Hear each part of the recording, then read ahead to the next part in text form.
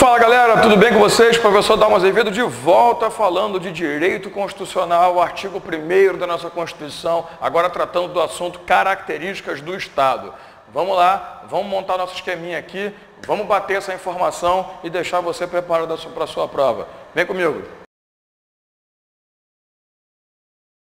Então galera, vamos nessa, vamos lá trabalhar características do Estado, artigo 1º caput da Constituição. Alguns gostam de falar caput, falam que é o mais certo, mas também é o mais feio, né? Então vamos para o caput mesmo, que é mais comum. Parágrafo único também vai nos ajudar. Nós vamos conseguir extrair dessas duas partes do artigo 1º, essas 4 informações aqui, que são primordiais para a sua prova. Então vamos trabalhar logo direto. Forma de governo. O que você tem que saber quanto a isso? Forma de governo é como o governo, como as pessoas responsáveis por deterem o poder supremo do Estado devem agir, para quem elas devem governar. E você retira rapidamente a ideia de que a forma de governo do nosso território é a república, a res pública, a coisa do povo. Saber que o governo, saber que as entidades maiores devem agir sempre pensando no interesse público, sempre agindo pensando no seguinte: o que eu tenho em mãos para poder conduzir o território não é meu, e sim do povo, e sim coisa pública. Então eu tenho que tratar isso da forma que a entidade povo espera que eu haja. Então a ideia é, eu sei que você está pensando, pô, mas não é assim que funciona. Gente, prova do direito é teoria, não prática, esquece a prática, senão você se arrebenta. A república é entidades governamentais, seres responsáveis pela condução do poder supremo de um Estado. Devem agir sempre pensando que as coisas devem ser feitas para o povo, pelo povo, até porque a coisa é do povo. Tanto que você vai ver no administrativo, você sabe que no administrativo estabelece para você o princípio da supremacia do interesse público sobre o privado. Por quê? Porque a coisa é pública, a coisa não é minha, eu estou lá assim. Só que o fato de estar lá não me dá a propriedade de nada, porque a propriedade das coisas é pública. Tranquilo? Forma de governo. Para quem eu governo? Para o povo. República. Forma de Estado. Como o meu Estado está organizado? Você sabe que para responder isso é imprescindível que você lembre. Quando você fala em forma de Estado, existem entidades soberanas e entidades autônomas, né? No nosso caso, nós somos um Estado federativo, nós somos uma federação. O que é uma federação necessariamente? É a reunião de várias entidades autônomas sob a égide de um território ou de uma entidade soberana.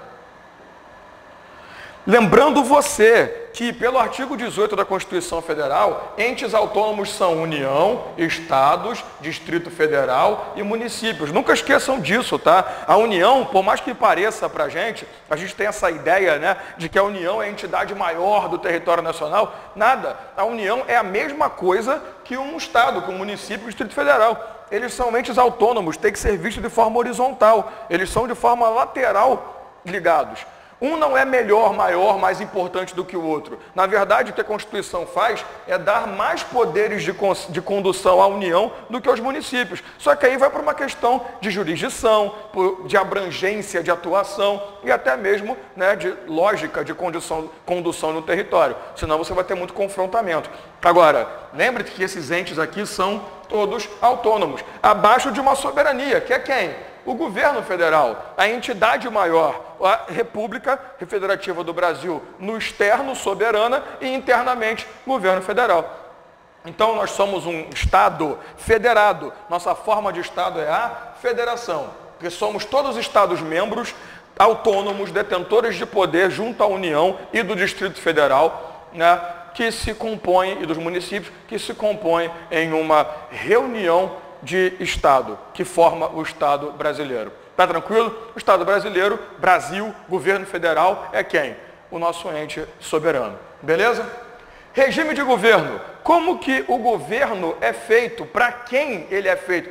Olha só, aqui eu estou pensando em parte patrimonial, aqui eu estou pensando em poder, literalmente. Porque no regime de governo, eu vou falar que é um regime democrático. Você vai pegar aí, no artigo 1º, República Federativa do Brasil, formada pela União Indissolúvel de Estados, Municípios, Você percebe que a União não está aqui, está no artigo 18, a União não é falada aqui, até porque a União é um ente espírita, né, que representa, a lá Chico Xavier, o poder supremo, mas ele vai falar para você que constitui-se num Estado democrático de direito. O que significa isso? Parágrafo único. Todo poder emana do povo que o exerce através de seus representantes eleitos ou de forma direta nos termos dessa Constituição. Rápido, né? Eu sei, calma. Regime de governo fala que é democrático por quê? Porque todo poder emana do povo e tudo tem que ser feito para o povo. Os que conduzem o território são eleitos pelo povo. É o povo que diz, olha, você vai me representar, você vai falar por mim. É aquela brincadeirinha que você tinha na escola, brincadeirinha entre aspas, né? O representante de turma. Lembra dessa história? Você tinha uma entidade, uma coleção de pessoas querendo falar, mas só um tinha contato com a diretora, porque ele falava em nome da turma. É mais ou menos o caso. Você imagina 200 milhões de pessoas com voz ativa, dá merda, né? Todo mundo querer falar ao mesmo tempo. Então, a gente produz a filtragem através da seleção de representantes. Lembrando que no nosso território nós temos a chamada democracia representativa, que também pode ser chamada de democracia mista. Tá? Por quê? Porque nós temos momentos de democracia direta, em que nós, por exemplo, elegemos as pessoas através do voto, participamos de plebiscitos e referendos de acordo com o artigo 14 da Constituição, iniciativa popular e até mesmo o remédio à ação popular, feito por um cidadão, que ali é uma condução, é uma condição de atitude democrática direta. Nós temos democracia indireta, que é feita através de representantes, através da escolha de alguém que fale em seu nome. Então nós temos democracia representativa ou mista, porque nós temos traços de democracia direta e indireta. Nós não somos uma democracia pura, beleza?